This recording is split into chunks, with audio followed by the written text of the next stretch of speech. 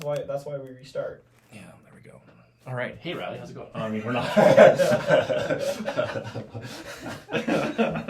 we're gonna be really bad at this. Right on. I guess we would typically start with our intro because we don't have an intro. We don't have an intro. But this was recording. Recording rural. This is recording rural at the camera. How you feeling about this whole podcast thing? I feel like I'm the first guest. That's a good starting question. Thank you. No, I'm excited. I think we've been talking about it now for a while. I know it's been on the back burner for myself as far as wanting to do something. So I think you bringing it forward, and it just so happened us both doing the online summit thing where we were both doing some continuing education, learning something, and then it both kind of clicked for us then. And then we both had similar ideas on what we want to get out of a podcast. And I think both of us listen to a variety of podcasts. So I think we can take inspiration from a bunch of those and actually, take inspiration from all of those and then kind of create our own unique version of that stuff. Yeah, I think like we definitely are fans of podcasts, so it's not like we're just hopping in blind. I think both of us regularly listen to podcasts. Yeah. That'll help a lot, I think. I feel like the lecture that we listened to kind of helped me feel better about the concept of podcasting, because I think I was definitely wary of podcasts because, well, first of all, I already like to talk a lot, and I wasn't sure if like having a podcast was gonna like lead into that like in an unhealthy way. Yeah.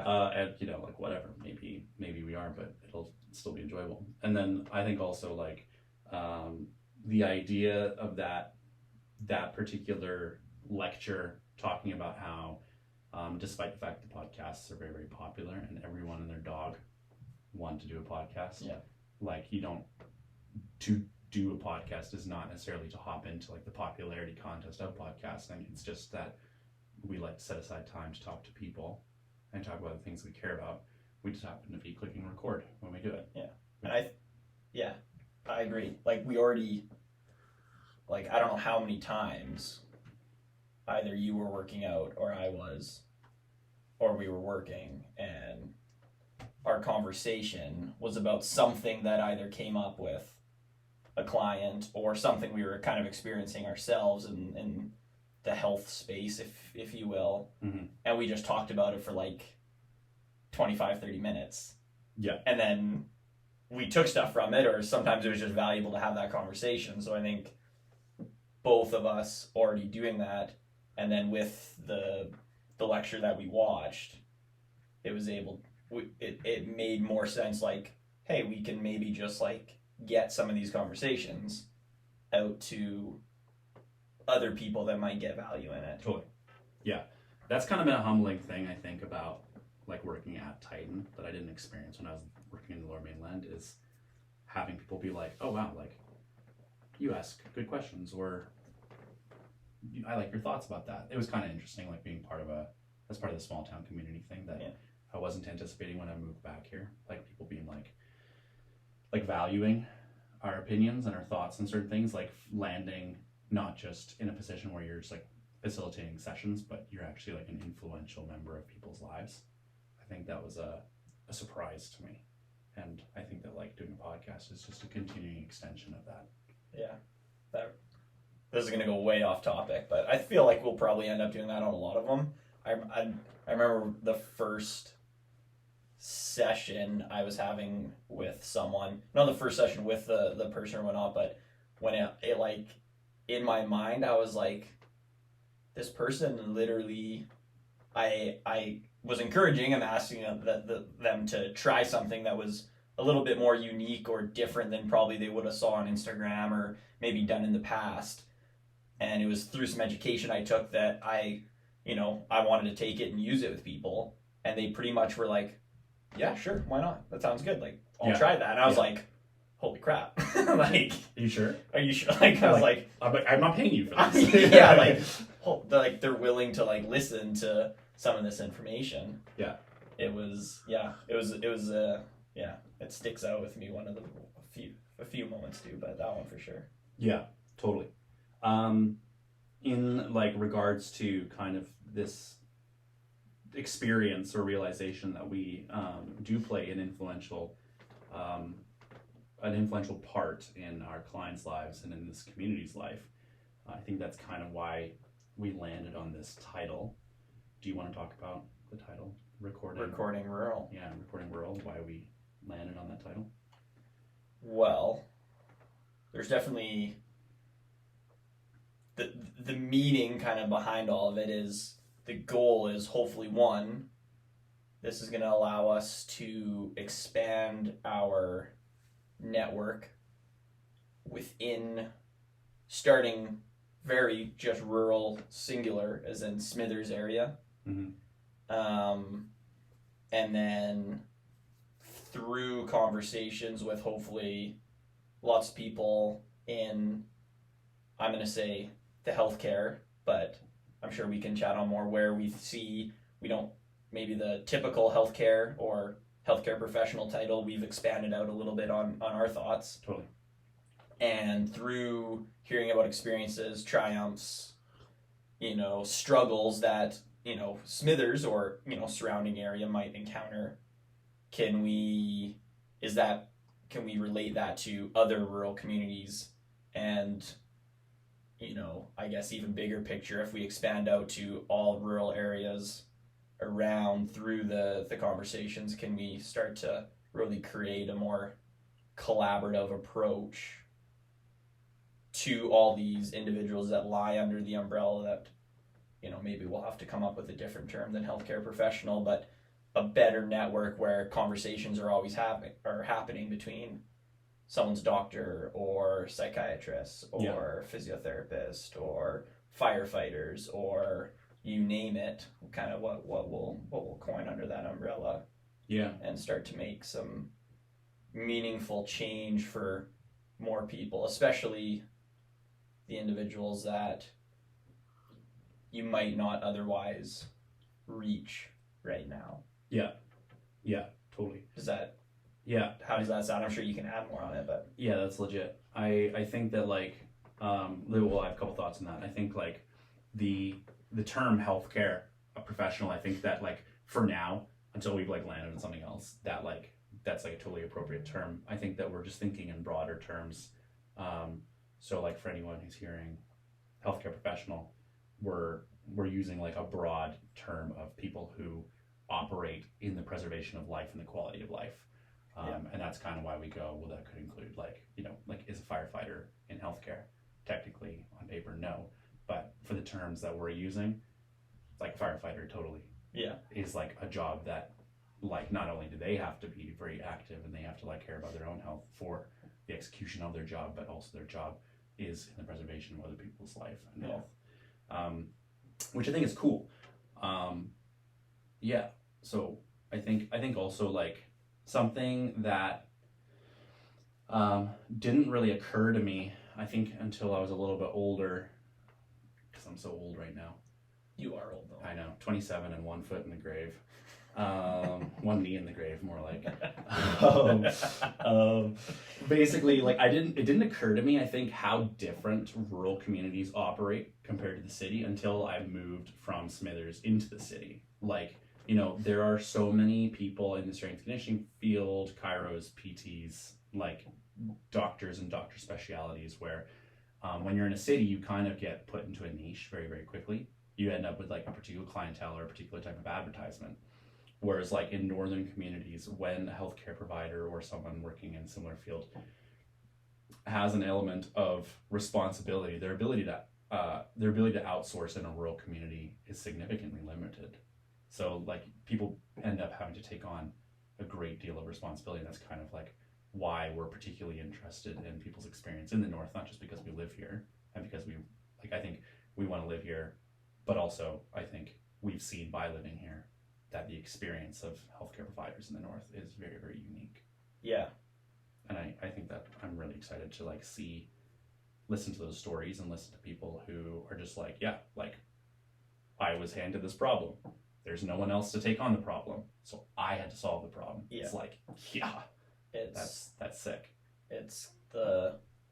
I know there's some negative thoughts that come with the jack of all trades, because maybe not as you end up not being as elite, or you're not the cardiac specialist that maybe that's possible in a bigger center, but those problems are going to arise, and you kind of have to, like you said, that problem comes up, you kind of have to sink your teeth in and figure your way through it. Totally. And it ends up, I think, when you're forced into those situations where you have to come up with solutions that you might not have had to otherwise, you can then take that and you can then apply it to so many other situations that come your way, just through that one little case study, if you want to call it. And you're like, wow, that was valuable there because of that problem. Is it going to be valuable for where we already know there's other problems around? And you can start widening your ability to have impact on people then. Yeah, I think the jack of all trades gets a bad rep because people don't like to feel like they're like in the averages. They like to feel like they're exceptional. Yeah. But the reality is that, like, if you are a jack of all trade in a rural community, you may not specialize to the same degree, but your speciality is to be like a human problem solver. Yeah. And that in and of itself is like elite on a world stage. Yeah. It's just not elite to a specific topic or a specific clientele. It's elite to the skill of being like a health problem solver. Yeah. You're relied on just as much as that one specialty, and you need to be, I guess, disciplined enough, or the willingness to just keep learning more. Yeah, you can't be stagnant. No, not at all. You let down too many people if you're stagnant. Yeah. I think another thing that's interesting to me about recording on health practitioners in Smithers is, I think that despite the fact that we have so many specialists or skilled practitioners, I think that there's still always people that fall through the cracks. I think about myself, like when I came here with a concussion, like we moved here when I was still in the thick of a concussion, and I was I just stumbled past the Northern Brain Injury Association, and I was like, oh, brain injury, I should check this out. And that was it. Yeah. Whereas despite how small it is, like not everyone knows that there is someone who can help them with their problem. Not everyone can identify their problem, because sometimes you need help from somebody else to identify the problem. And then also you don't know where you can go with your problem. And hopefully when we get people on and we talk to people, then people who are listening will be like, oh my gosh, I didn't know there was a name for that, and B, someone who can directly help me with that. And I think that provides a lot of opportunities for people to find resources to help them have a healthier and more fulfilling life. Yeah, I think with us doing this and hopefully having conversations with so many of the different practitioners and getting the word out on, like you said, what problems they specifically solve and are kind of able to actually solve for individuals, that's going to give us the information to better be like the triagers for individuals. Yeah. Because most people, I would say, kind of know where a gym is, or in general, they might know where the gym is. Whether they go in or not is another thing. Mm-hmm. But if we could find ways then to have people walk into a place or work with a coach or a trainer, whatever you want to call it, they're gonna, if we have that knowledge, we can better triage, hey, you're actually maybe not the perfect fit for us at this time, but we actually have a really good connection in X, Y, and Z that you might be perfect for right now. Or because we know what they're able to do, we know that they'll be a perfect fit. Totally. Yeah, I've definitely had clients where they wanted to work with me largely because they knew that exercise was beneficial for mental health. Yeah. And then through the process of working with them, we kind of were I think that this exercise has been beneficial for your mental health, but I think that actually the mental health struggles that you've been expressing need to extend beyond us, and then you outsource them to someone a psychiatrist, psychologist, counselor, Yeah. And like things like that where you go, we're like pretty decent safety nets of going, we understand health in a broad enough sense that if we can't help the person, we know, we at least know like what sort of sourcing they need. Yeah. And then we help them get that connection. Yeah. Which would be cool. That's the whole goal of it. There you go. So I guess to cap it off, what time are we at? I don't know. We're at 16 minutes. Wow. 16 minutes is like a half decent That's pretty good intro, yeah, eh? There we go. Hopefully they're still listening. Hopefully people are still listening. People are like, man, Nathan's knees are just, both of our knees are actually very visible right now. Well, I guess like things to end off with is that if anyone has thoughts on people that they would like to see us talk to, topics that people would like to see us sort of speak our mind on, then we would love to hear those suggestions. The hopeful progression of this podcast is that we're able to make an impact on people's lives and people's knowledge around the topic of health and people's accessibility to certain resources. And by continuing to be like an important staple in people's health pursuits, perhaps the quality of our podcast will also develop and will become more robust and detailed about our production value. Yeah. No, I think the biggest thing, right, is just, can we continue to find, this is like a new avenue to hopefully be able to reach the individuals that otherwise haven't been reached in, and be able to point them in the right directions that they need to go.